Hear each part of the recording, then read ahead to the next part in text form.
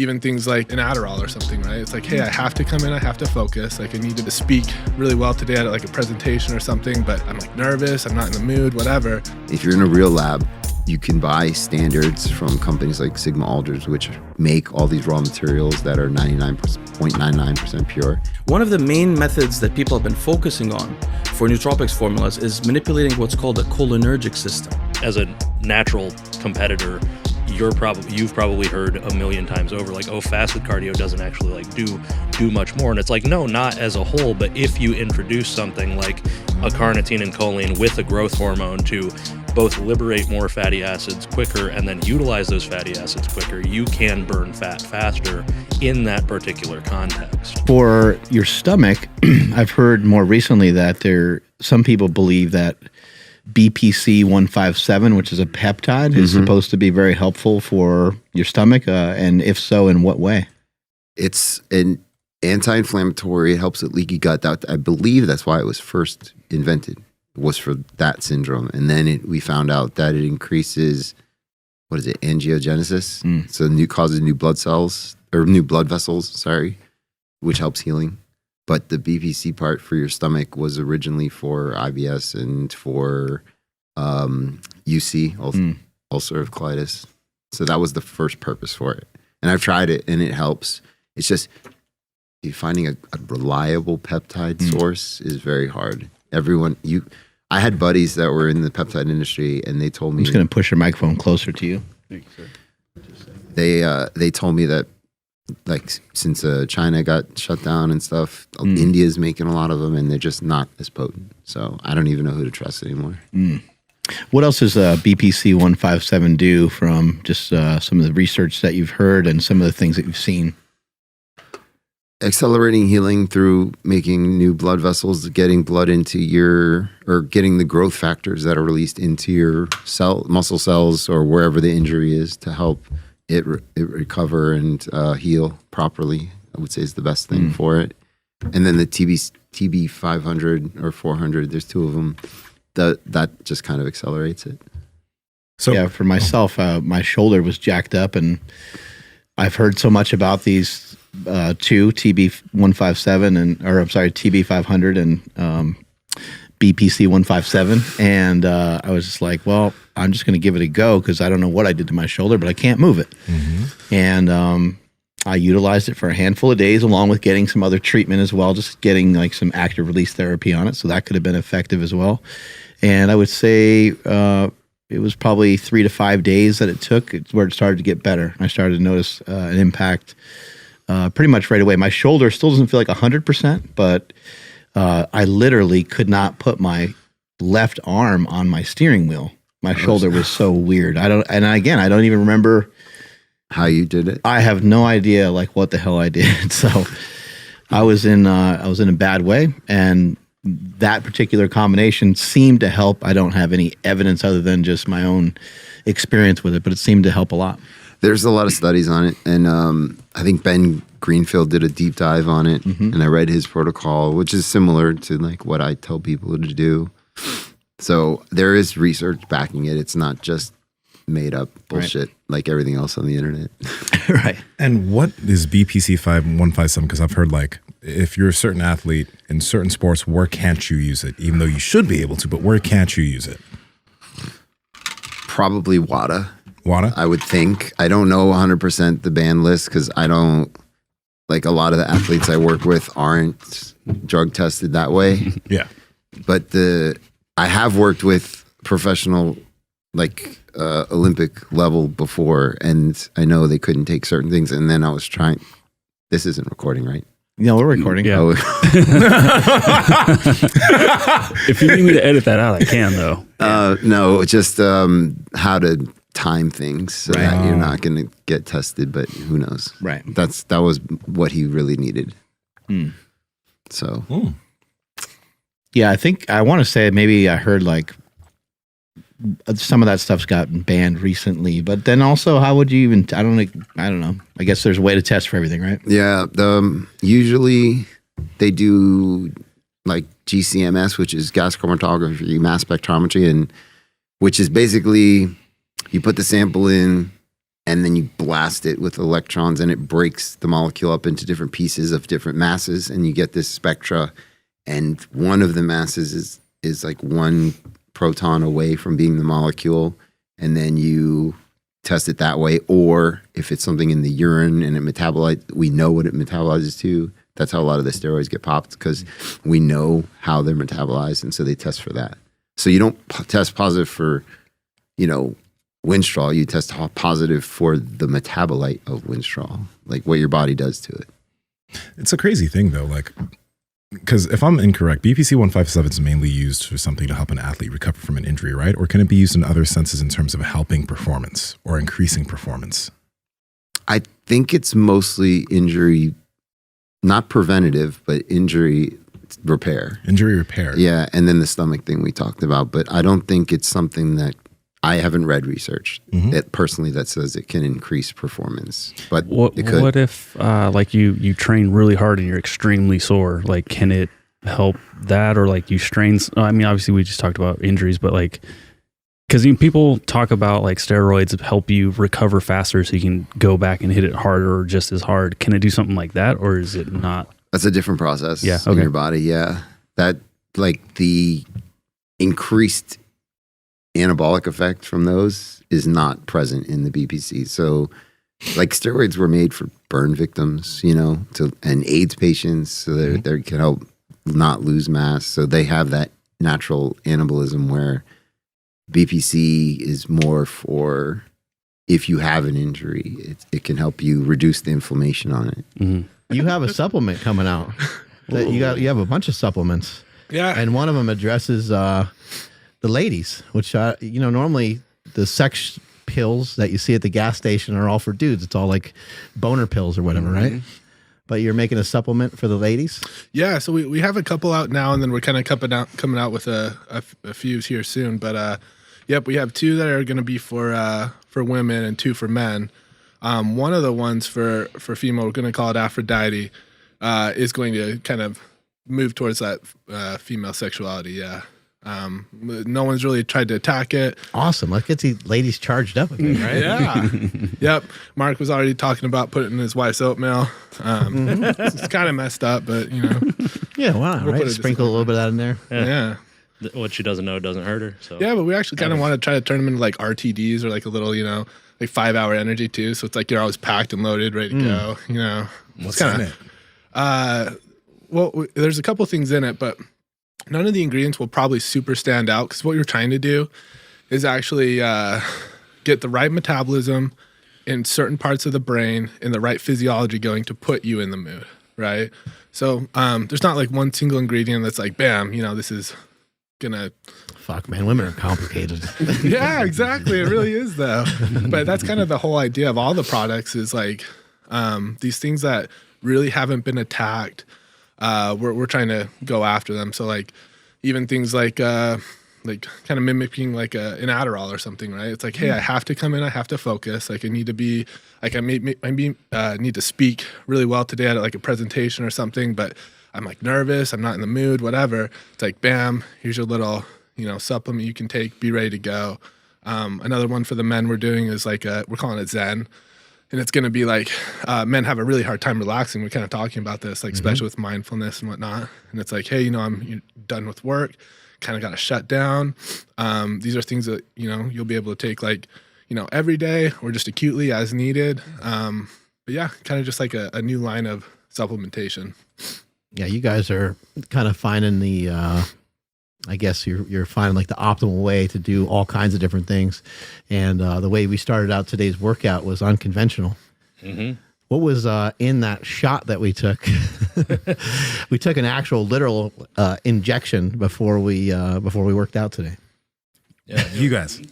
Yeah, I wasn't part of this workout. Oh, right, no, right. Yeah. But you would still be natty. Yeah, it's still natural. Is it carnitine? Yeah, carnitine and choline. I still need to do that. Yeah. It's really cool. A little carnitine, a little choline. Mm-hmm. And what does that do? Well, just kind of depends on the situation, but and the timing, like everything else. But yeah, absolutely. A little bit of carnitine injection will give you a little bit of a norepi bump. It's going to bias you towards using a little bit more fatty acids during your training too. Kind of what I like to call opening a creatine window, like becoming a little less glycolytic, during the training. And And then the choline is just going to give you, that acetylcholine, spinal stuff is just going to help you like squeeze harder and be able to kind of give you a little extra like oomph. But we call it nectar. But a little bit of nectar and like a little bit of Noopep really helps you focus. Really cool combination to take. So lots of ways to take it. Yeah, what's Noopep? It's what would it's a nootropic. Yep. Right? Yeah, I don't know like what an actual compound is, but it's just like essentially pairing it with something like carnitine and choline. It's like we talked about at the beginning of the workout, where it's like people get into these habits of like, oh, I need my caffeine to wake up. Oh, I need my pre-workout to wake up. But it's like if you understand what the carnitine, what the choline is actually doing, and then take something like Noopep, which is going to basically like just increase, like you can explain it better. But yeah, so like Noopep, I think the best way to think of Noopep very succinctly is it's going to lower the cost of LTP. So being able to make long-term potentiation, like make these, like if you're working on a skill, you're working on, maybe it could even be something like homework, riding a bike, like literally anything you're trying to do that's new, it's going to lower the cost of this long-term potentiation. And that's like the dumbed down way that I was gonna say it. It's like it can increase or theoretically increase like the rate at which you can like learn something or acquire a new skill. So That's like amazing. So like you guys saw, like Mark, we were talking about my deadlift during the session, how it was such a new approach for me, and like just learning how to sumo correctly and being able to hold on to stuff correctly since I had all those nerve injuries and whatnot, like using the carnitines, the cholines, and the Noopeps to actually apply it in that context to learn these new techniques and apply them and like cause this change that normally would take years to happen. It basically increases your ability to have that athletic intuition that we were talking about. You can pick up on something quicker if you focus on it and if you approach it with a great deal of intent, like we're all trying to do. So. Are these like category of supplements? Are they all stimulating the brain, the choline and the No, I wouldn't. Noopep? I guess the carnitine choline is a mild stimulant. Like you wouldn't want to take it right before bed. Like it's probably going to keep you awake. But Noopep, no, not really a stimulant at all. It's not going to like all of a sudden make you want to go do something or whatever. You'll feel it, but you'll feel. I guess I used the wrong word. I didn't mean stimulate the brain. I just meant like, is that where things are happening? Is mainly in the brain? Oh yes, absolutely. Okay. Mostly in the brain. Yeah. Question too, like you mentioned, you don't want to take before bed. So what if somebody's using this before an evening workout? Is that something that like would keep you revved up post workout, or is there like a time you want to pay attention to? No, that's a good question, because if I were going to be training at night, I would lean away from any caffeine and I would just do like nectar. And that's probably all I would do. This nectar is what we call the carnitine choline. It's the actual product that we buy. But that's what I would lean into, because if you're taking a caffeine, it's like cool. It's gonna alter the adenosine in your brain. It's literally gonna keep you up, make your brain think it's earlier than it is. So you get done with training, it's like I'm still awake. You know, but you won't quite get that with the carnitine choline. It's not gonna alter adenosine or anything. It's not a dopamine reuptake inhibitor as well, so it's not like going to just flood your your brain with like catecholamines and just like keep you wired. Does the presence of calories make a difference? Like if you ate right beforehand, or was? Yep, absolutely. So there's actually a pretty cool study. You can probably find it just by looking up. I think it's 80 grams of carb. It's like 80 grams carbohydrates with carnitine. I'll find it for you guys, but anyway, it's like you actually get this different threshold with carnitine based on what you have eaten. So once you pass this mark of like 80 grams of carbs and take it, you actually start biasing. This drug actually becomes a little bit different. So 80 grams of carbs plus, you get this pretty cool effect where it's pretty hard to get hypoxic now. So like if you're going to go in and train, you're trying to get a whole bunch of work done, you're going to start paying a lot of this debt. This acute hypoxia debt via fatty acids, and you're not paying near as much with glucose. But if it's less, we're just going to start to kind of like bias a little bit more towards fatty acids, but it's not quite the same effect. Interesting. How about, and I don't think L-carnitine or choline injectable is illegal in almost any type of competition. So if somebody were to use this like before a powerlifting meet or a jiu-jitsu competition, would it be something that could increase performance? Or is it something that if you're doing something cardio-based like jiu-jitsu, would it make you gas out more? Like gas out quicker? No, that's a really good question. In just about every setting you can think of, it's going to help you gas out less. Okay. It's a really cool thing to take. Absolutely legal in literally every sport. Am I way off by saying maybe it kind of almost puts you fat adapted a little bit? A little bit, That's kind of what I was going to say. It's like, because if you think about terms and like, think about the energy systems as a whole, it's like going back to like high school biology or chemistry or whatever, I don't even know what it would be called, but it's like you think about like the first energy system, like speed power, second energy system, carbohydrate metabolism, like a little bit longer, and then fatty acid metabolism where it's like super long endurance, marathon running, whatever. You think about all of the energy systems in like vacuums, but we're not like closed systems, humans that are doing things. Like they're all working at the same time. So by getting a little bit more like you said, like fat adapted, or just biasing towards using like your fatty acid metabolism as your form of energy source, it just lets you deplete that first and then lean into, when that is gone, then it's this energy system, the glycolytic side, and then even like the stored ATP and whatnot. So it doesn't, like, I wouldn't say that it increases like the capacity of your gas tank, but it like increases the efficiency at which you use the gas that you have. Would this potentially help somebody with like higher triglycerides? Yeah, absolutely. Yeah. Like, it might help you utilize that as energy? Because what you got to think about is like when you have this lipolytic effect, you get this when you're releasing fat, right? Fat goes into the bloodstream. You have a little protein called albumin that is kind of like shuttling it through the bloodstream. It goes to whatever cell that, needs the energy, and it goes to this little carnitine shuttle system, right? And so you're absolutely getting to actually beta oxidize is the term, oxidize this fatty acid a little bit more efficiently. Did you feel anything when you took this today? This is your first time taking... I haven't noticed necessarily feeling anything when taking like carnitine or choline. I haven't like acutely noticed anything during like training. But it does... One thing I did notice is it does seem to over time, not in like one dosage, but it does seem to over time make me a little bit leaner, or at least appear a little bit leaner. I know everyone's probably like, I'm going to get that. I think it really does. So I think, some of the information of carnitine, like liberating fat, I think makes a lot of sense.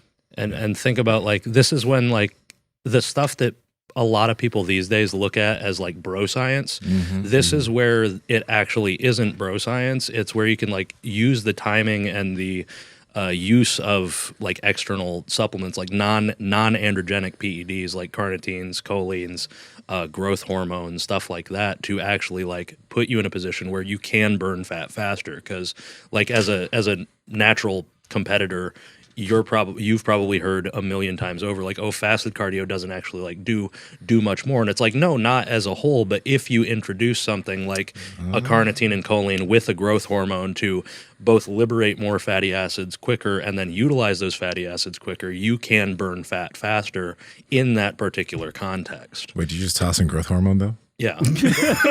Well, you're not for you, but as a whole, saying, like, it's really hard to get caught using growth hormone. It is. Okay. But shush. But yeah. But the only thing growth hormone's doing in that setting is literally, so the second that you inject growth hormone, it does cause lipolysis, right? So that it's just like and normally what we'll have to do that is epinephrine, or some kind of like sympathetic based ligand, right? Some kind of like something. So let's say it's epinephrine. So now epinephrine did not have to do that, right? Growth hormone did. So now we have a little bit less cost of lipolysis, if that makes sense. And Nsima, we were talking about earlier about like the way that I did my water cut differently for this past meet prep. I was taking AM doses of growth hormone followed by like extended walks for that lipolysis effect, paired with all of the leaning into the parasympathetic nervous system state by staying relaxed the whole time. So I wasn't having any of those catecholamine dumps where it's like I'm getting too excited, I'm getting too sympathetic. So I stayed down all week and maximized the rate at which any lipolysis was happening and that whole hypothalamic route to drop additional water weight. So let's dive deeper into this water cut. I've found it really fascinating. You were talking about using some cold therapy. Yeah, so I guess I'll kick that off. But like, it was your idea, so yeah. What, and also maybe just tell us how much weight we're dealing with for the weight cut and the specifics of cutting for a powerlifting meet. Yeah, no, I'll kind of let Joe get into like the actual weight and whatever. But the basic idea of it is like, whenever you have an excessive amount of water or water retention. When was this, by the way? Sorry. This was the day of the meet? No, that was like a couple of, like 2 months before maybe. Oh, okay. Yeah, that was a little bit But that's me walking around at like just talking about the weight. Like I walk around at hovering between like 238 and 244. Boy, you usually. look good. Thank you. It was like 9% body fat after the DEXA that I got that done. Damn. But yeah, I'm proud of it. I've been fucking working hard. It's a lot of muscle mass. Yeah, on 5'5", right? but that's my walk around weight, walk around body fat percentage, and then I compete at the 100 kg category, which is 220.4 pounds. So in order to get there, I have to drop 20 plus pounds to make weight and then rehydrate over the course of 24 hours and compete at my maximal ability. And then most people would say it's not possible when you're already that lean, because what are you going to lose, right? Exactly. Yep. Sorry for cutting you off. No, you're good. Yeah, no. Basically, anytime though you have excessive water retention, that water that's there, without getting like super deep into it, it's like it's someone's job to get rid of it. It's either going to be your kidney or your hypothalamus. And so instead of doing this like water cut, this like water sodium, manipulation, we lean into, hey, let's try to tip this like seesaw back toward this, parasympathetic state and see how much, water we can remove via this like hypothalamic route. And that's kind of the overarching theme of it. So I call it like a cold cut, right? It's like, so he ended up doing like, a little bit of cryotherapy and really just like a lot of meditation and mindfulness work. Started around like 244-ish. Yeah, 244. And then worked his way down to like 230. And then from there, he just sweat.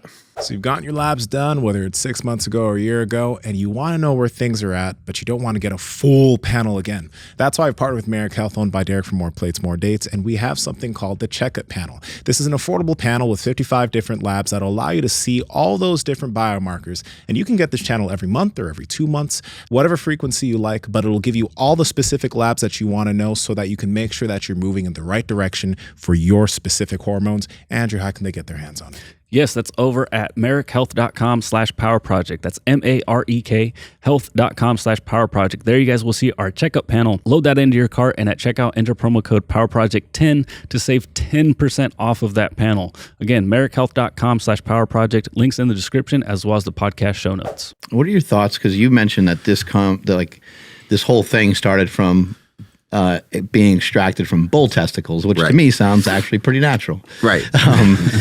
Now, later on, I believe, and I don't understand where this stuff comes from, and I don't have the biochemistry background that you do.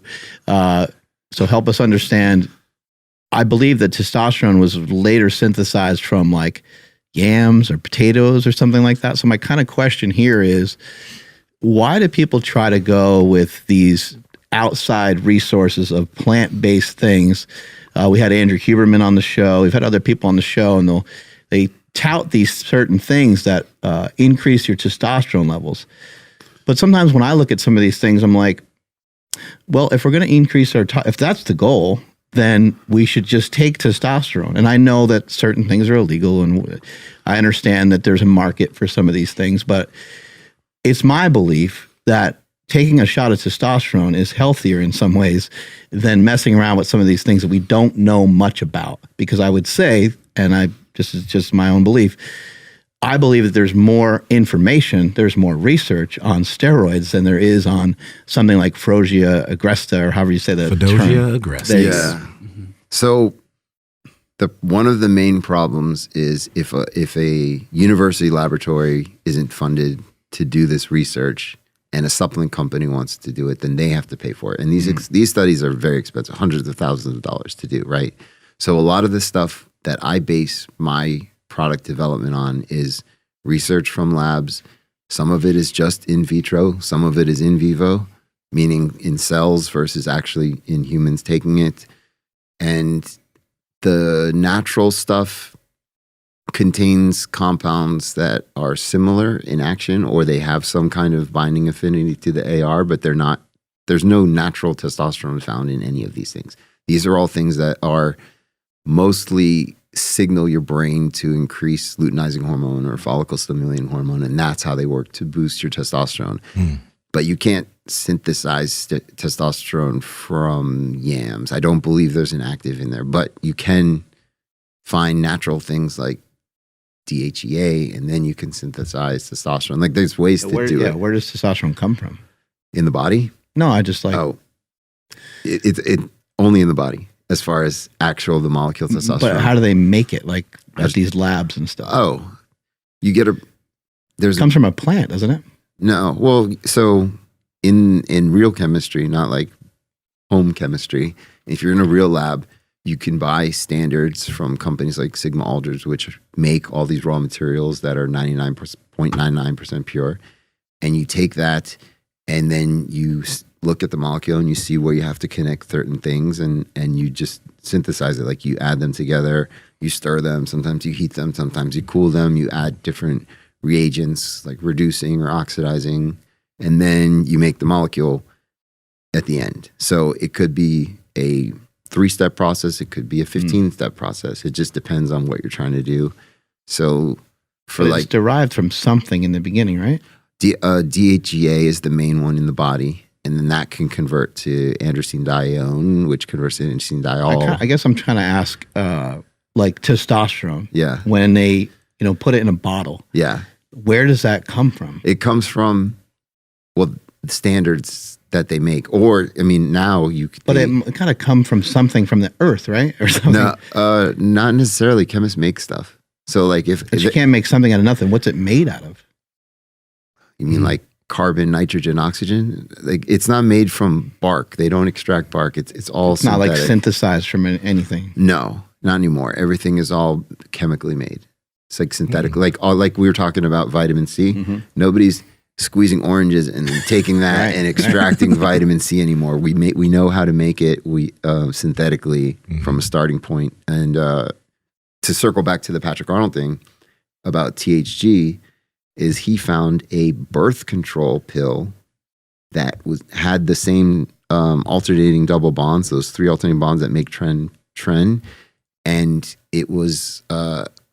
I believe it had an ethyl group instead of a methyl group on carbon 19 or 18, one of the two. And it had a double bond, and he just reduced the double bond, and there it was, and it was super undetectable and potent. So like, if you know what you're looking for, you can chemically alter them. And if you know what to do.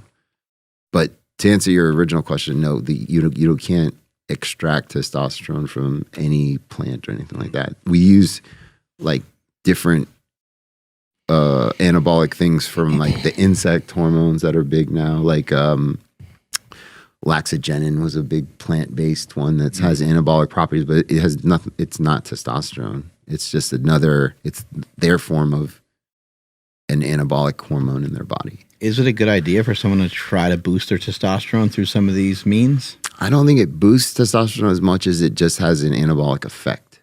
So a lot of the times these compounds, just the pathway by which they go increases muscle protein synthesis, which is the end game, right? Testosterone does the same thing. It's just a matter of how you do it. You don't necessarily need to activate the androgen receptor. You can activate mTOR, like how leucine does that. Insulin does that. And then there's another pathway it goes through, and then it can just increase, it turns on genes to increase building muscle.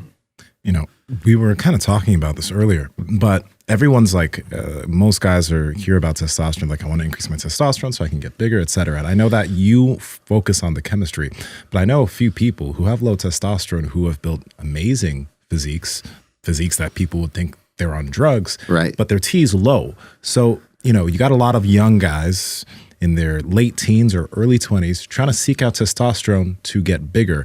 Do you think that, is that what they should be seeking out? Because everybody's seeking out things like doing cycles of tests, et cetera. I have a huge issue with anyone that takes steroids under 25. 23 would be pushing it. That's the prime. That's when your body's making its most ever. So all you're going to do is continually lower your natural, and it's hard. Maybe if you're young, it bounces back more easily, but like at my age, it didn't. So I don't recommend kids doing that, but I've known plenty of kids. Like in my high school, I knew kids that did it, and in college. So I don't think they realize the same thing we talked about. How it's dopamine. You got to get that release. Everything online. Your attention span's so small. People just want results, and obviously, gear is going to give you results much more quickly. But for example, what my workout partner is 23. He just graduated from college, and he's natural, and he's into competing. And I told him, please wait until you're 25. I promise you, it'll make a world of difference, because once you start there, it's almost impossible to start making natural gains once your body's been introduced to such like super physiological levels of testosterone or any other type of that substance. Do you think this is a good place for people to start? You know, like sometimes somebody's looking for extra results. Maybe they've been training pretty hard. Maybe maybe they have some whey protein. Maybe they got some BCAAs. They feel like their diet's pretty good. Do you think that's a good place for people to even start to try to mess around with their testosterone? Aside from performance enhancing drugs, I'm just talking about like even just a supplement that will boost your testosterone.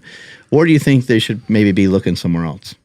I made a product. It's not up here, but it's called Natabolic, and it's a natural testosterone booster / natural anabolic. So there's compounds in there that work to increase luteinizing hormone that we talked about. So your body gets the signal to start producing more testosterone. And then there's compounds that are natural anabolics, similar, like they're not SARMs, but they're SARM-like, meaning that they're not steroidal, but they activate the androgen receptor. And so I put those in there as well. And like Korean mistletoe is one that's been shown to increase muscle protein synthesis. Korean mistletoe? Yeah. Whoa. Okay. I did. So a little background, but when I make a product, I usually have a minimum of 20 papers to go along with everything that's in there. I don't just do this. I really, that nootropic took me a year to make. I'm waiting to see how it's gonna do to me. There's no caffeine. Some people bump caffeine in it to make it, you know, because they're so used to caffeine. It's like the biggest addiction in America. It is. But I purposely did it without caffeine so that you can feel the focus. So I don't know, do you want to segue into that stuff like Kana and what we were talking about, or you want to stay on the anabolics for a little bit? We can go wherever. Yeah, we could. Let's. I guess I'm just asking, like, is someone going to see a real big impact, or should they be just kind of looking somewhere else, like should they just like switch up their training, or like maybe a sleep product might be a better idea, or some other type of recovery, or do you think that like bumping your testosterone levels up? I know you said earlier that it's not your actual testosterone levels that you're really looking to just bump up. You're looking to bump up your free testosterone as well. Right. Yeah. So boron is probably the most underused testosterone booster because it specifically increases free testosterone. And Dante Trudell is a huge believer in boron, and he and I have a very good relationship, and we talk a lot about stuff. And he's the one that's like, you got to try boron to increase your free testosterone, and then you start reading studies, and it really works. Like the data is there. So boron is one that really helps with the free testosterone versus your total count can be 2,000, but if your free levels are less than 40, if they're like 20, like I think my blood work, you know, obviously I'm going through on fertility meds was like 22, which is half of kind of what it should be. That means that only half of my total testosterone is actually working. So you need to have the free testosterone number be that's more indicative of what's actually going on in your body as far as building muscle and utilizing it.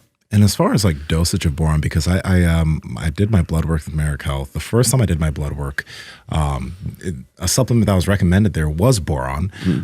So with that being said, is there like is there a general dosage of boron? And is it something that, because before we started the episode, you said you believe in cycling everything. So is that something that you think should be cycled? Is it something that like people can just take ongoing, or do they need to watch out for their boron levels? Boron's not toxic, and a lot of boron comes in the form of boron citrate or some type of chelate, meaning that because boron's, a molecule, like an atom, it's not a molecule, it's just an atom. So citrate, which is a molecule, so it kind of interacts I don't want to get too chemistry related, but it kind of just sits, it helps protect it and helps deliver it. Okay. Right. So 6 to 9 milligrams was the study dose. A lot of times you'll see, 200 milligrams of boron citrate, but remember boron, its molecular weight is way lower than citrate because it's a big molecule. So the percentage of boron of that 200 milligrams is in probably that 6 to 9 range that we're talking about. Okay. So when people look for a boron supplement, will it come in different forms? Like, how there's creatine monohydrate and creatine, whatever. Is there a specific one that people should be looking for if they want to purchase boron? The citrate one is the most commonly used and it's pretty effective. That's the one the study used. Got it. So I don't think there's a need to get into a different one like an amino chelate. Because a lot of the multivitamins now include zinc or magnesium with glycinate, so they add amino chelates for better bioavailability. But I think boron citrate works well. Okay. And as far as cycling, if you're younger, you probably cycle on and off. If you're over 30, I would say it's probably something you could take for the rest of your life to help keep it up there. Why cycle boron when you're younger? I know it's probably obvious, but why? Just when you're already making so much testosterone and you should have some type of free already, you're usually going on some cycle for a reason, like you're in a mass building phase or you're competing or something like that. So you maybe want to increase your free testosterone for that period of time. It shouldn't go back down too much though, when you come off, because it's not, it's not something that's a synthetic hormone or anything. It's just something that helps free up testosterone from sex hormone binding globulin, which is what makes it inactive. There's a lot of people that are talking about their experiences with ADHD, and then people are like, oh, I have that symptom and that symptom, I must have ADHD. So when it comes to self-diagnosis, especially of anything, what are the main things people need to pay attention to? Because I feel like when it comes to a lot of things, you could find some aspect of that you have. And then to say, oh, I have that might be a little bit too quick of a conclusion. Yeah, it's really difficult to analyze ourselves, in general. So the field I specialized in graduate school is called sometimes the heuristics and biases approach. That's the field where confirmation bias and all those kind of things came from. It's a decision science. So in that field, if you study that field for long enough, you come to a conclusion we're all very biased and can't make good decisions on our own. I'm personally naturally predisposed to hypochondria, so I can read any description and figure out that I may have something to do with it. At the end of the day, I think you need a specialist, a doctor who deals with people that experience that a lot. So for example, in the case of ADHD, unfortunately, ADHD is mostly tested for with a questionnaire. So they ask you, do you have problems paying attention? If you want the drug, you can pass that test very easily. The question then becomes this: say you take a reasonable amount of the drug, like 5 milligrams of Adderall. Does it improve your performance? If it does, technically that's a medicine for you. It may be a medicine with side effects later on, but it's a medicine. And there are people who will take 5 milligrams and not perform better. So that's the key really there. Does the medicine improve your health? Got it. Have you seen any supplements be able to help with stuff like that too? I like kratom a lot. Are there things that there are other things that people can take that are maybe more over the counter rather than pharmaceutical? In regard to dementia or ADHD? Yeah, in regard to ADHD or just wanting to get more focus, that kind of stuff. Yeah, there's certainly, I tell you something, there's certainly a lot of, where you find these phytochemicals, which means molecules that come from plants, is in nootropics formulations. Like at Guerilla Mind with Derek's company, we have a nootropics formula. Now, if you look at these back of these formulas, you'll find different kinds of phytochemicals that have different roles in the body. One of the main methods that people have been focusing on for nootropics formulas is manipulating what's called a cholinergic system. So there's a hormone in the brain, a neurotransmitter called acetylcholine, that's very much involved with memory retrieval and the storage of memory and so on. So some of these formulas will include things like ginkgo biloba, huperzine A, berberine, or Bacopa monnieri, which are all potent acetylcholinesterase inhibitors. What that means is they inhibit an enzyme that breaks down that hormone in the brain, leaving more of that hormone in your brain throughout the day. In fact, interestingly, this is one of the approaches to treating the symptoms of Alzheimer's disease. There's a drug called donepezil, which is the pharmaceutical acetylcholinesterase inhibitor, which improves memory acutely. Many people that are in the nootropics world use that drug as well. I feel like there's a lot of room for development further in that nootropics world because they've been focused a lot on the cholinergic system, but the dopamine system really drives a lot of habit formation and attention. And so they have used some things that are dopaminergic. For example, a precursor to dopamine synthesis in the body is called L-tyrosine. It doesn't pass the rate limiting step, so you can't just like overdose it and get more dopamine like you could with L-dopa, which is the next step. But L-tyrosine, if you have enough of it, you'll be able to produce what your body can produce with dopamine. So if people take like a gram of L-tyrosine in the mornings, they'll often find their 5 milligrams of Adderall to be more effective. That means they were somewhat nutrient deprived. People have used that. They've used uridine monophosphate, which upregulates dopaminergic signaling via the cholinergic system. But nobody has, for example, used dopamine agonists, which is something I want to use in the first formula that I designed. There are phytochemicals that are dopamine receptor agonists, which could really up the ante. Nobody's done that before, and there's a lot more opportunity. There's a lot of things that are interesting, like huperzine A, for example, that acetylcholinesterase inhibitor, has a dual action. It also blocks a group of receptors called the NMDA receptors. Those receptors are the targets of ketamine, which is a new antidepressant drug, if you think about it, and PCP. And those receptors are interesting as well. So there's a lot of phytochemicals, and I believe that we're in the infancy of developing nootropic formulas in this age. That project family, how's it going? Now, as you guys know, we have been talking about cold therapy for a while. Mark, Andrew, and myself, we all use cold plunge XLs since we're pretty big. But the cold plunge is amazing. And there are a lot of cold therapy tools out there. Obviously, you can use your shower. But the amazing thing about the cold plunge is, number one, it doesn't take up much space in your home or your backyard. And number two, you don't need to change your water, unlike other cold therapy devices, for 6 months to a year. It filters itself. Let's not even talk about all the benefits of cold plunging, like the dopamine release, how good you feel after doing it, and just the cascade of hormones that happens after you get in some really cold water. It's crazy, and we love it. So, Andrew, how can they get it? Absolutely. You guys got to head over to thecoldplunge.com, and at checkout, enter promo code PowerProject to save $150 off your very own cold plunge. Again, thecoldplunge.com, links to them down in the description as well as the podcast show notes. What does something like glutathione do?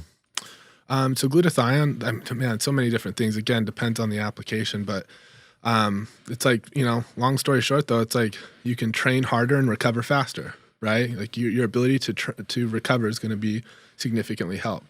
And even for people who struggle with this, like what I like to call a 2-fuel theory, which is like your ability to fold proteins using glucose and fatty acids at the same time, right? So like basically, what's fold protein mean? To be able to take, so basically like whenever you're making anything in your cell, you have to make this protein. It's basically just a bunch of amino acids that get stranded together, and it's going to be folded. Then it goes to your ribosomes, and they get clipped off, and it goes out to whatever it's going to be, whether it's an enzyme, a new muscle tissue, a new whatever, everything you have to make. That's basically what your liver does, right? It's like, it's a very hepatic process. But being able to pay for that, because it has a cost, right? Being able to pay for that cost with glucose and fatty acids at the same time, that's where you're really making the most progress. That's the ability to adapt to anything. This is where your allostatic load is really the biggest it can be. And that's like what we were talking about like using something like carnitine and choline, because we always think about energy systems in terms of like little vacuums, and it's like this one and then this one and then this one. But if we can optimize and make all of these happen at the most efficient pace at the same time and in synchronization with one another, then you can really get to a point where the individual is like optimized and you're getting the most bang for your buck, not just out of the supplementation that you're doing, but also the training, also the lifestyle, also the diet. And like we were talking about in the gym, all these things compound in one another. So it's like, it's easy to say this to everyone and be like, oh, just do this. But it's not just a matter, at least like just someone who's like, because I coach a lot of beginners too. And it's like, in order to make someone understand like how all of these things compound in one another, it's like a little bit more buy-in each time, because like every time somebody does like this one thing and they're like, oh, that did work, then it's like, okay, they want to buy in a little bit more, and it's like, what more can I do? It's like, well, how about this and then this, and then ideally if you get someone who's really wants to lean into it and be the absolute best that they can, whether they're natural or enhanced, then they get to a point where almost everything that they're doing is catered around the adaptations that they are wanting to make in the gym or for their particular goal. I like what you're saying there because we can get caught up on the idea that there's like a thing that we're going to take that's going to like progress us forward. But you might say, lay down on the ground, put your feet up, and people are like, well, that doesn't really do anything. Yeah. It's like, well, it can have a profound effect. It can help with inflammation. It can help circulation. If we can feed into circulation, well, then we're feeding into 90,000 other things that could be productive towards you becoming a better athlete. But it's kind of hard. You're like, I'm going to sit up against the, I'm just going to have my feet up high on the wall. Like, seems stupid. Yeah. Right? But our mind gets so attached to like the nuance of like this new drug or this new peptide or new whatever thing is sexy to people. Yeah, and it's got to be less on the drug and more how do I apply this and how do I like look under the hood of my biology and know what I need to apply at the right time. Some of the craziest things I've ever done with like professional athletes has not been any PED at all. Sometimes it's like like wear some toe spacers and do some mindfulness work, right? Or it's like, hey, let's do some morning glutathione and let's do some go throw some med balls outside with a little MCT, something like that. They're like, I just got off the phone with Jake Benson. He told me to wear toe spacers. Yeah, they're like so disappointed. So, I know, and it's like sometimes it's like, well, I guess it's easy, so I'll do it, and then they text me a few days later. And it's like, oh my gosh, my HRV went up here, and like I'm feeling great, and like HRV. There we go. Okay. We actually have a really cool company that manufactures all this stuff for us. We have a so only ever get glutathione that's lyophilized. That means it comes in a powder. Like I know you've used growth hormone. That's how growth hormone comes. Fuck you. That caught me off guard. Just kidding. But it comes in a powder. Gotta be careful. Joe's got a cramp. It's a powder you can inject. No, it's a powder, and you get a special. What? Yeah, don't play dumb with me. Fuck you. Everybody on YouTube is just like, fucking Nsima. I knew it. Just kidding. At least we can rest our hat on the fact that he's ugly. Here we go. Right. Here we go. Yeah. But no, it's a powder, and you get a reconstitution water. Okay. And this company has this reconstitution water that has a little bit of taurine in it, so it acts as a sulfur donor for this glutathione. Just basically makes the glutathione more potent, right? And then you reconstitute it and you put it in the fridge. It's the only way to have glutathione. Every other kind you get, by the time it gets to you, it's garbage. It's already just pretty much broken down. If anyone listening to the podcast or you guys ever buy glutathione and it comes in a liquid already, it's bunk. So Okay. Is it fairly foolproof? Like, is the powder like a one serving size for like a vial? Because I'm just thinking like if you have to measure that out, like it's gonna be. They make it super easy. Okay. It's what glutathione transport backwater GTB, and on the label it says like add 10 milliliters of this to this vial. This equates to this dosage. So right, and then easy. from there it's like you would just have. Like I would just tell you, like, hey, Nsima, take like 300 milligrams in the morning. Are you guys able to say where you get this stuff? Yeah, it's better through biology. So this is where we get. It's his company. Oh, that's yours. Okay. Yeah, Cool. Yeah. So this I'm gonna is get that shit. everything that you can. In my opinion, that I think is worth it. That's not a banned substance. I manufacture and we have better through biology. So we have things like That's like Nectar. Nectar's over there too. Nectar is his product. It's There's Nectar, NAD plus, glutathione, data, ATP. Synthesize ATP, because people don't realize that they can actually like you can synthesize cellular ATP for like pure energy now. But wow, and this is what I was talking about when we were talking about like the non-androgenic PEDs, because like none of this is banned, none of this is like a banned substance, because it's how can you test for cellular energy? There's no possible way to do that. But on my competition day, like most of the time for powerlifters, the old school methodology is like test no ester methyltren fucking halo like Skittles on the day of, and then brush your teeth with some something. like what meat day drugs don't count, and it's like that's the old school approach. Like I barely used any like actual like bumped up versions of androgens on the meat day, but I took multiple doses of Nectar, ATP, and data, so and got way more out of it. So. What are some of these other things? What's we've heard a lot about NAD plus. what are some of your? I know some people I think are utilizing for like anti-aging purposes. What are some of your thoughts on it? I think there's a lot of ways that you can use NAD plus. I was just thinking, I have this little joke with Andy. You know, he's coming in. We're like, whenever you're too hydrogen-y, we'll use NAD plus. And it's like basically like the way that NAD plus works is it works with your hydrogen ions, right? So there's so many ways to use this too. Like you could actually take like a low dose NAD plus, something like maybe 20, 30 mgs. Totally depends on the person. That's probably good, more or less like ballpark range, and go do some kind of glycolytic session, right? Where you're really trying to work Like on a bodybuilding session, maybe. yeah, like a substrate session. It's like you come in and it's kind of this high rep, mostly machines. You're not doing like a ton of like heavy lifting, and it's like it's really cool because you can make a big bang for your buck. Especially like if you're traveling, it's like, hey, I have 45 minutes to work out, and I need to make this very effective. A little bit of NAD plus can absolutely what's the word, like Amplify. Yeah, that kind of situation. NAD plus would also go really well, kind of like a glutathione, like the morning of a rest day. It can give you that kind of effect too. But on that case, I'd probably go a little bit higher, maybe something like 60 to 100 mgs on the morning of a rest day, and kind of take care of those hydrogens. And that's how I've used it, because like I don't need any help due to like how efficiently I can utilize my own musculature and like the damage that I can cause to myself due to my training age, and just how. What do you mean by that damage? You mentioned that earlier, and what do you mean by that? So like the better you are at a particular technique, or like putting force in a particular position. So like for instance, my squat, like I have not to toot my own horn, but I have like really, really good technique. It's really repeatable. You have an all-time world record. Yeah, and it's like I'm very, very strong, and I'm very, very like precise in the way that I do it. Like I have a very, very a knack for like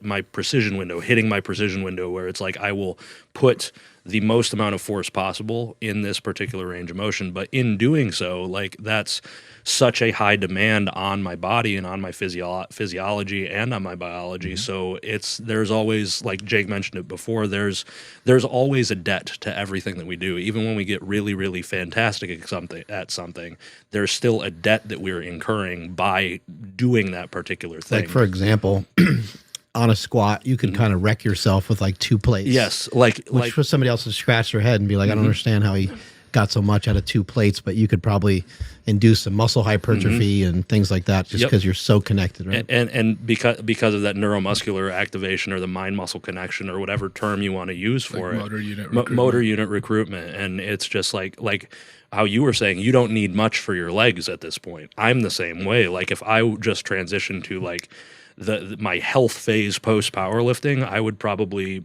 not squat very much, and really when I did train legs, there wouldn't be much of a squat pattern, because if I did as much as I would like to, I would cause too much, like the damage would be redundant. So that's what I mean. Using something like an NAD plus in my context would just cause that damage to be much further along, and it's like I could get into territory where it's like I'm overtraining or getting to a point where it's impossible to recover from. Or just like getting really glycolytic really quick. Yeah. Basically, like he's not going to have any oxygen. If there's no oxygen in the blood, you can't recycle these creatines, and it's like now you can't even lift that weight anyway. Yeah, it's like getting into like whenever you would compete, you would come back and do your like the session back a week after, where it's like, oh, we're gonna do some sets of 6, sets of 10, whatever, and you get like this crazy nasty pump after the first set, and you're like, how the fuck can I even do anything after that? That's like that.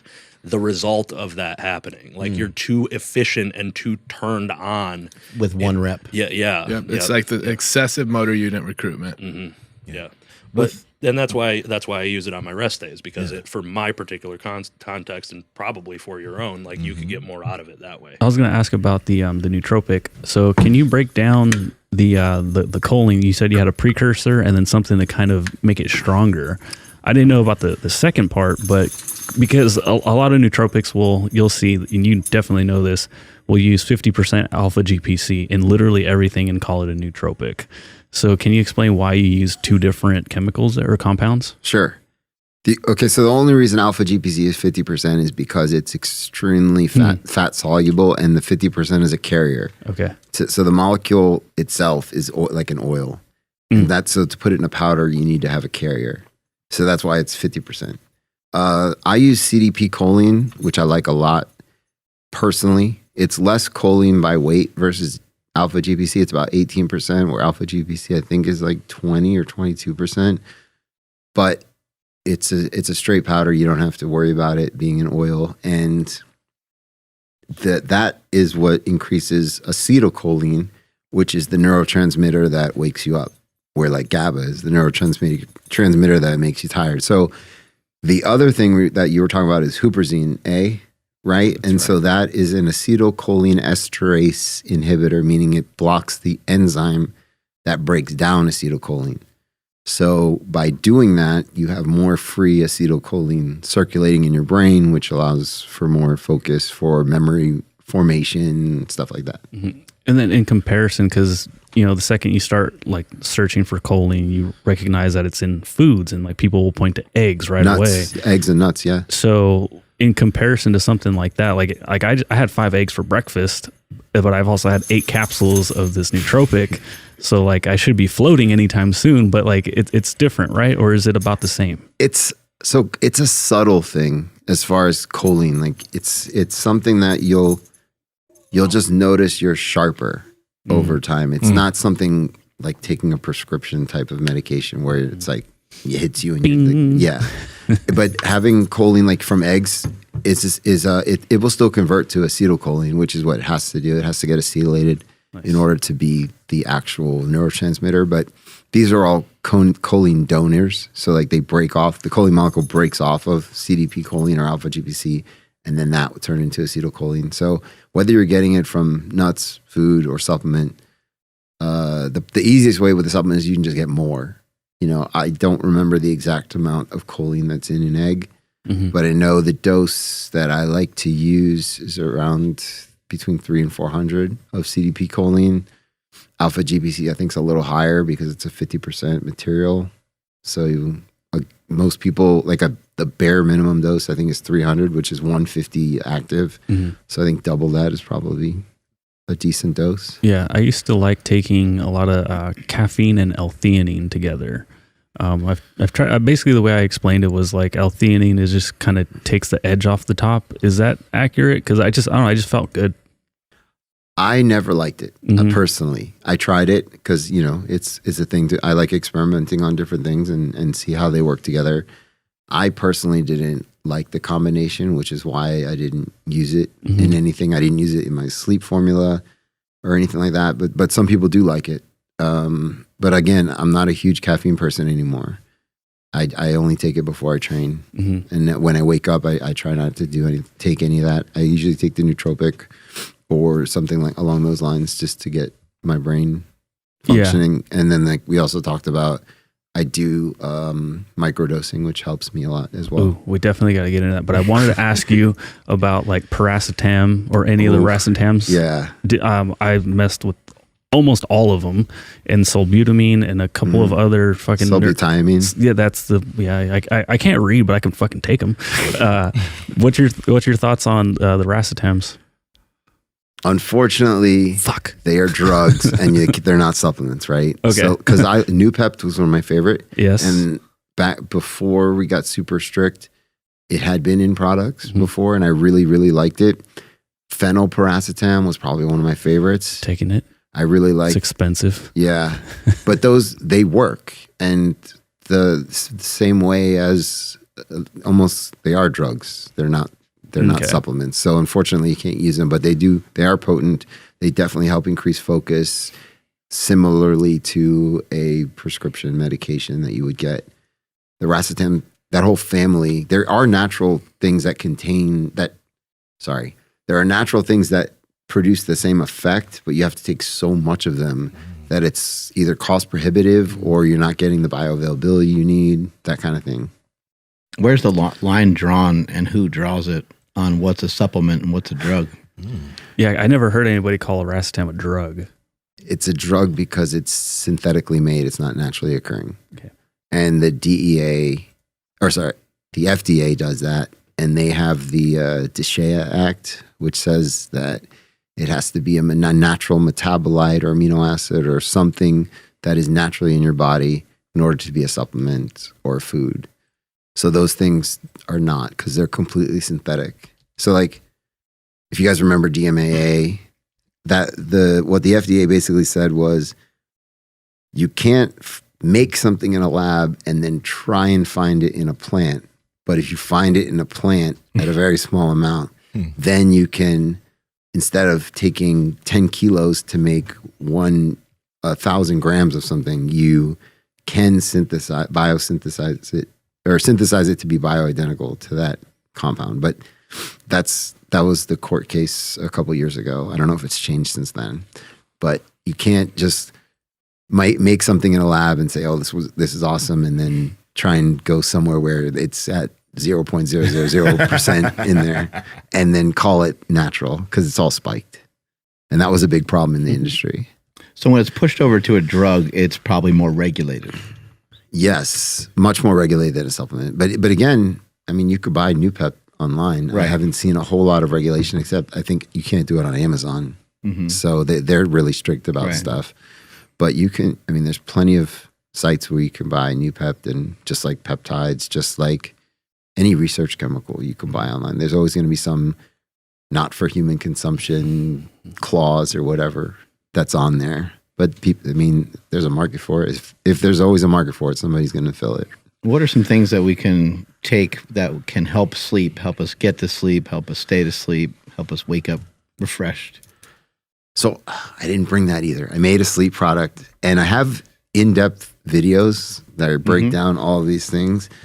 But it took a while for me to find compounds, because everyone likes to throw out GABA, right? And GABA and melatonin.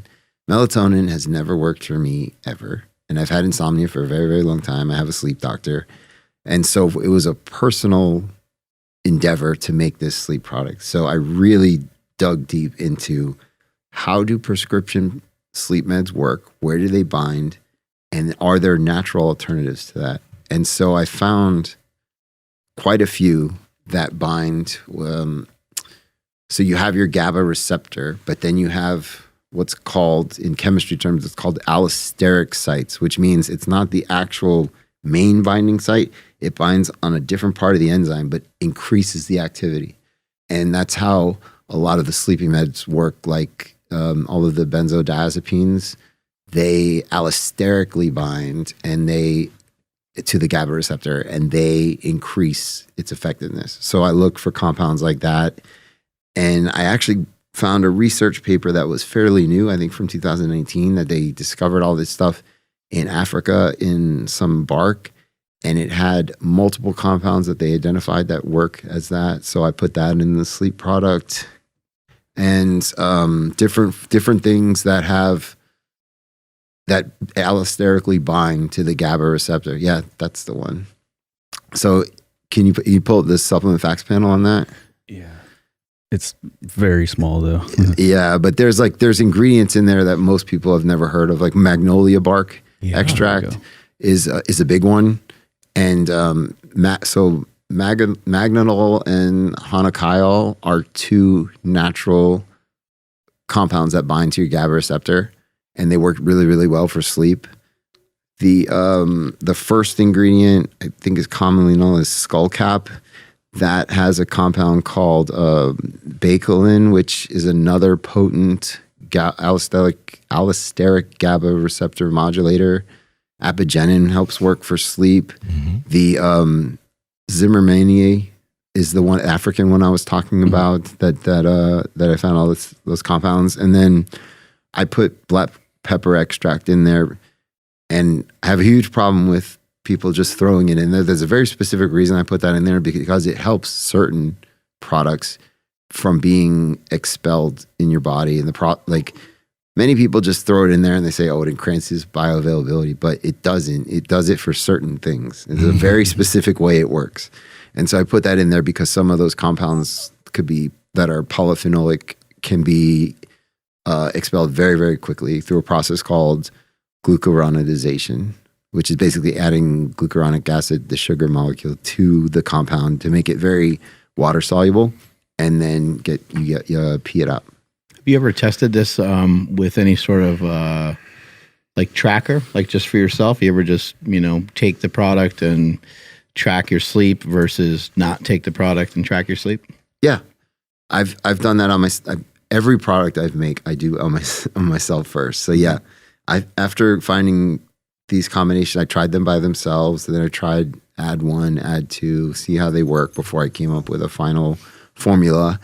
And I gave it out to friends, like, hey, try this before you go to sleep, coworkers, and it seems to have a very positive effect on people. It had an effect on me for sure. My body is used to taking prescription ones because I had that before I made this. But this is something where if I don't want to take my prescription med, I can take this instead, so I can alternate. So my body's not getting used to just the prescription medications. Something that you're going to want to cycle on and off as well? I like to cycle on and off everything. Just because your body, if it gets used to it, it's just going to lose its effect over time. So yeah, I recommend, this is something you can do longer, probably 12 weeks, and then take maybe a 6-week break and then go back on. Power Project family, if you're trying to increase your muscle mass, if you're trying to lose body fat, if you're trying to stick to your nutrition plan, if you're trying to get fit, pretty much if there's anything you're trying to do for your health, we know that sleep is the biggest determining factor to help you get from point A to point B.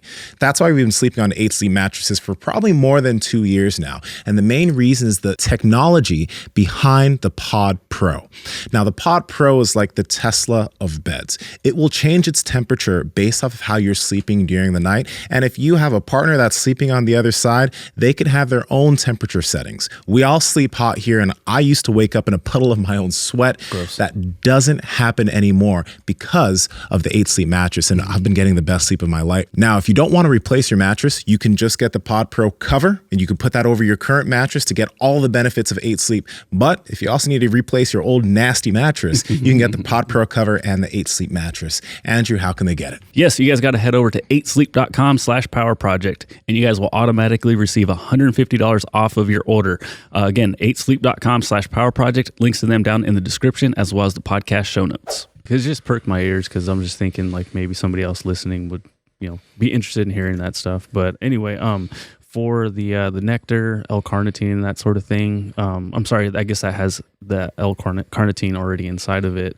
And I know it's going to be probably person dependent, but as far as like dosages, because like the bottle is, I think, 30 milliliters, and it's, I forgot how many milligrams per milliliter. What is an effective dose that somebody can, start with to where they might be able to feel something? Oh, that's a good question. So with the nectar, it's 300 milligrams of carnitine and 200 milligrams of choline. Again, just kind of depends on the person, but if you've never tried anything like that, I would probably start with like half a cc, half of a milliliter, and then go from there. Try it, before some heavier lifting would be a really good chance to use it. A little bit before, like even studying, like whenever I have to do a lot of work and I really have to get my brain going, my go-to is always a milliliter of nectar, like 10 milligrams of Noopept, and maybe like 100 milligrams of caffeine, and that works every single time. And then with Noopept, I want to say I tried that one like in a nasal administration thing, like where I inhaled it. Are you talking about like injectable Noopept or no, oral? Okay. Yep. We talked about that last podcast. I remember. Really? Okay. You took it and you had to do something with your car. Yeah, no, I helped some random dude on the on the road, and I was like, I would never do that. I remember. That was weird. That. But that's why I was like, holy shit, they're talking about this and that.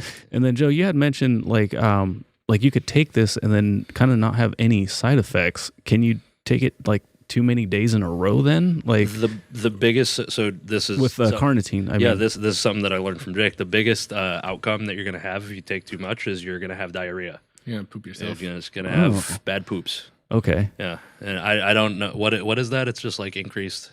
Oh, it's like whenever you have to, whenever you have to poop, you have a lot of, carnitine that's involved in that through just moving that out. Okay. So how about before jiu-jitsu? I think that would be a great time to use it. Okay. Yeah. Yeah. It's got me interested. No, and it's just like it goes back to like what we were talking about, because it's like if you understand like what it's doing, then like the timing and the dosages would make sense, because it's like usually dose like half a cc to a full cc, easy, you know. But then it's like if you want to use it, if you're looking for like the fat burning effects, like in the morning before some fasted cardio, absolutely. If you're looking for some like the exercise effects, like doing it pre-workout, sure. You know, you could even some people take it like around, like we were talking about. Did we mention this, like around deflux meals or like free meals? Yeah, you can actually use carnitine like post meals, more for nutritional like fates. Yeah, stuff like that. So Growth hormone pre-meal? Post. Oh, Just kidding. post. You know what? To be honest, like, no, I'm not gonna say this here. I was gonna say growth hormone like pre-meal though can help. Like if you're just eating like whatever, like if it's a cheat meal, right? Yeah, that's what I was gonna get into. But yeah. if you ever if you grow, Save it for the bonus episode. Don't do this. right? Don't do this. I won't. No, I won't go far into it. We'll just keep it really simple. But like a little bit of growth hormone, it's kind of the ultimate way to ensure you're not going to store body fat, right? Like if you have it's that's A couple people just swerved off the road trying to write it down. Yeah, Just because it like causes lipolysis immediately when you you know, take it. especially if you took a product. So it's Andy's old product. It's called Max Uptake, but it has a little bit of glycerol monosteroid, which is a really cool ingredient to have if you're a drug addict at all. Like if you like drugs and feeling high glycerol, Shut the fuck up.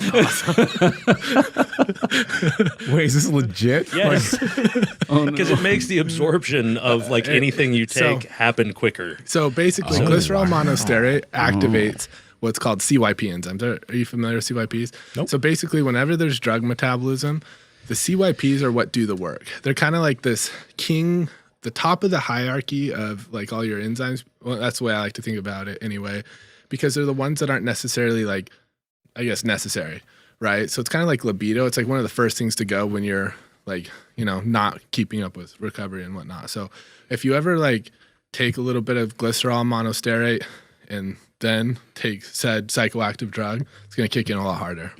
Wow. But anyway, if you did Max Uptake, which has glycerol monosteroid, it has some chromium, some berberine, some black pepper fruit extract, which is just like piperine. It's just a leaving group. I think that's it. I might be missing one or two there. I think that's it. But take that before a deflux with a little growth hormone. And by deflux, I mean like, you know, cheat meal. It's kind of your best way to make sure you're not storing, you know. Deflux is like dopamine fluxing meal. So it's like the free meal where you don't really care about the macronutrients. It's like, this is just going to make me happy and alleviate psychological stress of dieting. The cool part of it actually is well, do you want to get in? I'll get into it. I think it's cool. Go. Yeah. So basically, you have dopamine, and the way it's broken down is what's important, right? So you have what's called cationol O-methyltransferase, and that's one of the ways it can be broken down. Obviously. COMT for short. So when you thank you. But when it goes through this COMT, and enzymes, they act in microseconds. You can turn them on and off in microseconds, right? When it's COMT, it becomes a more adrenaline-like constituent. Whereas this is where you kind of feel like motivated, a little bit amped up, a little bit sweaty. This is where you're lifting hard and whatnot. But when you don't have the methyl donors or the demethylations to be able to keep up on this enzyme, it basically gets worn out. And this is where like you start to feel like if you've ever had those days where like maybe you had this like really fun day, and next day you wake up and you're like, you know, like a little nauseated and just like a little like, I just feel like that kind of hangover-ish feeling. Like the kind of headache that's not a headache, but it's like kind of I just feel like gross. It's like now dopamine's being broken down via these other ways. Now you're getting maybe like some ethylamines and some whatever, maybe some PEAs or something. And so this deflux meal is actually to provide these like things that you need to be able to restore these enzymes so that we're now fluxing, actually breaking down dopamine, the way that you would ideally want to. It's kind of like if you ever have a lifter too who like they love to lift. They just love to lift, and all of a sudden there's one day like, dude, the worst thing in the world sounds like going to the gym. It's like that's when you know that little enzyme is just like it's been worn out and you just can't quite keep up with, basically demethylizing these little enzymes. It's Oh, God. It's what just personal anecdote again, but it's why like my free meals aren't like a refeed where it's like, oh, we focus on carbohydrates. It's like do something that you are going to enjoy. Find something that you are going to really enjoy and like deflux with, because it's so regenerative to like the shit going on in your brain, which sets you up for better performance, better like psychology related to the entire thing like down the road. It's not so much about the nutrients themselves, it's about the brain chemistry that you get from it. The pleasure. Yep. Literally just the fat and the carbohydrates from it are kind of what's actually paying that. But it does make sense. We also have like a G flux, which is like more of a typical refeed. Like refeed, it's like, yeah. it's filling all that, Glycogen flux. So What's going on with this nootropic?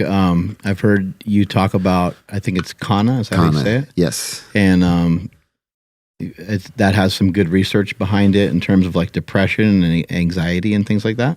Yeah, so Kana originates in South Africa, and it's a plant, and they chew it, and it gives you like a little euphoric buzz, but it's because your body's releasing serotonin and then blocking the reuptake of serotonin. So serotonin is like the feel-good hormone. Dopamine is the reward hormone.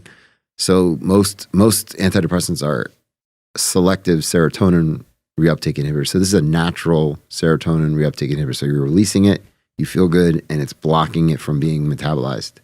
So that's why I like it a lot. They said it hits something like 76 receptors in your body. But when I first heard of it as a supplement, it was under the name Zembrin, which is a trademark, and they were touting their study using 25 milligrams.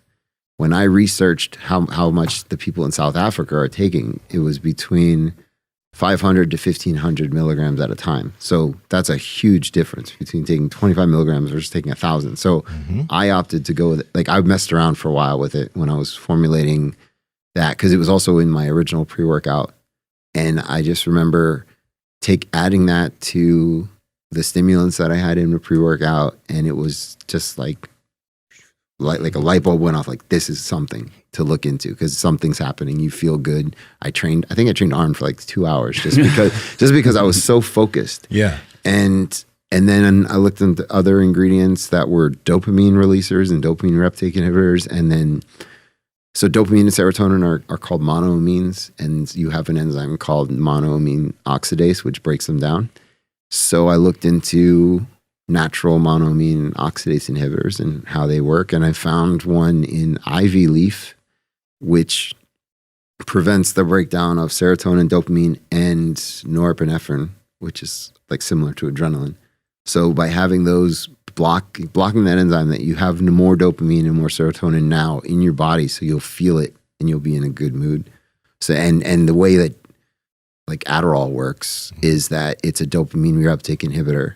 So it releases dopamine and then it blocks the reuptake, so you still have it. So the reason people need Adderall is because they don't produce enough dopamine, and that's why they're always looking around, because they need outside stimulus to give them dopamine. Like we talked about earlier with people on screens and stuff, that's giving them a dopamine release. But if you're normal and you have a normal dopamine, you don't need to take those kind of medications, but when you take them, they really put you in an extreme state of focus. And with this supplement, let's say someone got it, because you mentioned that like, it's like, is this something that somebody can take every day? And then you mentioned that with this, they would have to cycle it. What is the reason for the cycling? And can they take it every day? I purposely made this for 3 weeks on, 1 week off, just so that your brain doesn't get used to relying on things. My personal belief is that if you keep using something, and this is kind of based on how like addiction works and stuff, is that your brain, everything is treated as a foreign object in your body, and it tries to expel it. So it will either increase the number of receptors you have, and that will break it down very quickly, so it won't last as long. But if you take a break, then your brain, then you're not producing all those receptors, and then it will last. You'll have a better effect over the long term. Like caffeine, I think within 5 days, your adenosine receptors are completely like filled, and you no matter what, you kind of keep having to take it more and more to get it used to. But if you take a break for 7 days, it's a reset. So I recommend people. when I was taking caffeine every day, I would go 10 days every month without taking it. And then it helped out. The next time I took it, I really felt it. You think reducing helps at all, or is that not enough? It can help better than not, but I do think that you actually need the break from it to work.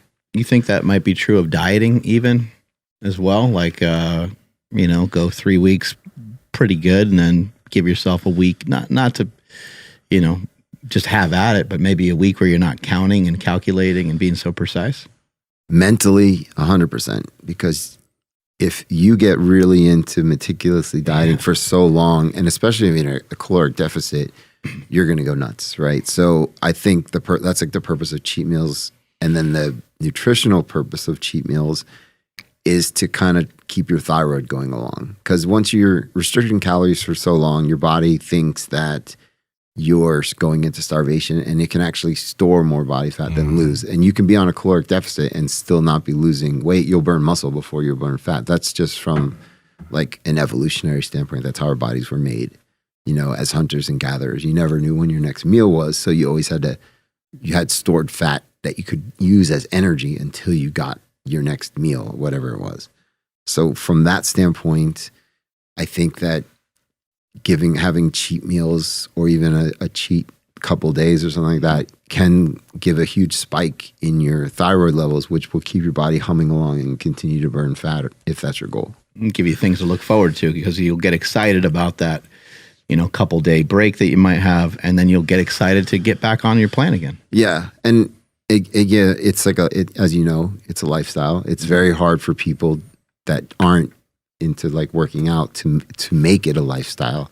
So for most people that are just trying to diet to keep sane and to actually keep continuous use of this diet, you can't just say you can never eat this, you can never eat that, because they're going to give up.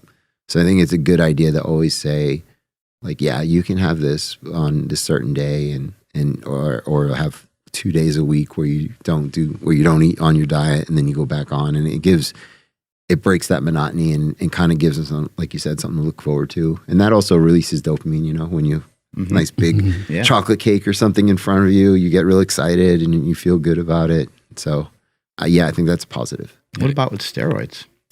What about them? Like, 3 weeks on, 1 week off? No. 3 months on, 1 month off? 3 months on, 3 months off? I think. What do we got to do? A rule of thumb is time on equals time off. And that time off does not mean your PCT. So that's like time on, then PCT, then time off, then time on is like a general rule.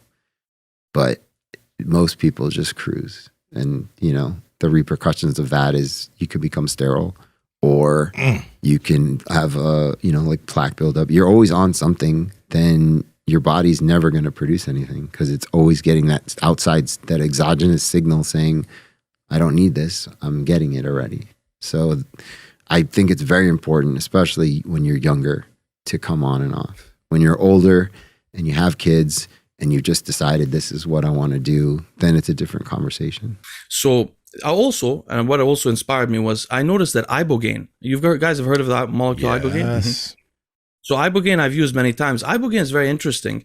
It inhibits opiate withdrawal in people. Now I always wondered, how does it do that? I've tried it myself. I've noticed after you use ibogaine, for example, if you smoke cigarettes, you'll be much less likely to want to smoke them. Dopaminergic things are less attractive. You're less likely to cheat on your food. So that was interesting. And then I really looked at all of the papers on ibogaine, and I found some interesting papers from 2017 or so showing that ibogaine potently upregulated growth factors in the brain, like brain-derived neurotrophic factor, same factor that SSRIs upregulate, for a period of weeks after a flood dose, but only after a flood dose. So that's why that microdoses. Do you mean a flood dose meaning a heavy dose of ibogaine? Yeah, they call it a flood dose within the ibogaine world. So some people use lower doses. A flood dose, something like 800 milligrams to 1,200 milligrams. Very dangerous because it's cardiotoxic. So that's the problem. It's cardiotoxic, but it seems to inhibit withdrawals for people who use opiates. So I saw this neurogenesis aspect, and I wondered if there was something that could increase neurogenesis really potently. Would it also inhibit opiate withdrawals? And I've always been looking for neurogenic compounds. I came across cerebral lysin, tried it myself, and I noticed it was the most potent activator of growth factors in the brain that I've ever tried in my life. So using it for 5 days in a row, you get to a point that it takes about 6 to 7 months with an SSRI. So it's very potent, very quick, and you can notice these effects. Surprisingly, once I started using it myself, and some people following the channel did, some opiate addicts used it and totally inhibited their withdrawals also, without harming their heart, like ibogaine does. So that was one of the ways I got into it. I just really used it experimentally. Sometimes I want to learn about things, not necessarily to help myself, but just generally, And with ibogaine, like, did that make you like sick and like? I mean, my brother had like a weird experience with it, but he liked it, but it also like made him throw up a bunch and things like that. Cerebral lysin or ibogaine? Ibogaine. Oh, ibogaine is a horrific experience the first 2 days. My God, that's one of the other reasons not to use it, because it's psychedelic, but it's so potent of an activator of so many neurotransmitter systems in your brain that when you take it, you can't do anything but lay in bed and sort of like you live within yourself. You have these weird, you see things, but they're not even clear to understand. Like one of my experiences was, a lot of people experience this, seeing their own death. Really freaky kind of, and it's not a valuable experience. It's not like when you use a mushroom or LSD or something. This is like, you can't really tell what's happening. You lay in bed for a couple of days, you feel very weird, and then the neurogenesis hits you, just like if you use cerebral lysin for a couple of weeks or something like that. That's interesting, because the way Chris Bell explained ibogaine to me, he's like, yeah, it scrubs old patterns. Like the phrase he used was like scrubs old like habitual patterns that you have. I'm guessing that's kind of like what you were talking about there, and that's what cerebral lysin does, but in a shorter amount of time and a way less harsh experience. Not a shorter amount of time, a little bit longer, but so the problem with ibogaine is it potently raises heart rates. Like when you do the flood dose, you may be surprised to look at your Apple Watch and find your heart rate is 180 sitting down. Oh, Jesus. So that's the problem, is that some people have genetically predispositions toward short or long, what are called QT intervals. And that could make them, if they had that elevated heart rate for a couple of days in a row, get an arrhythmia. So that's the danger. That's why I only use it a couple of times at the flood dose, and I just use lighter doses to experiment with. Cerebral lysin doesn't have that effect, so it's a bit safer in that regard. But what Chris is describing, exactly how it feels when you have that huge boost in plasticity of your brain. You can go anywhere.